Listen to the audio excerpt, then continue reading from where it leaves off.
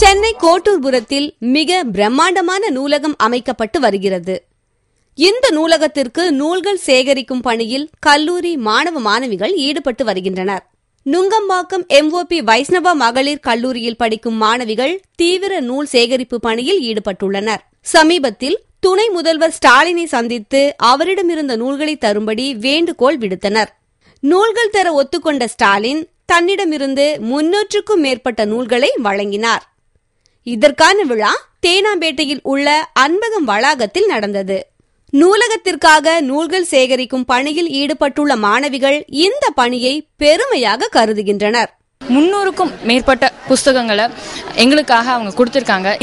நாங்க எங்களோட புஸ்தகம் கலெக்ஷன் 26ஆம் தேதி வரைக்கும் நாங்க பண்ணி அண்ணா நூற்றாண்டு நூலகத்துக்காக நாங்க சேர்த்துட்டு வரோம். பண உதவி பண்ணலாம், நிறைய இதெல்லாம் பண்ணலாம். பட் ஆனா புத்தகம், அந்த நாலேஜ் அது கொடுக்கறது தான் நாங்க ரொம்ப பெருமையா நினைச்சிட்டு இருக்கோம்.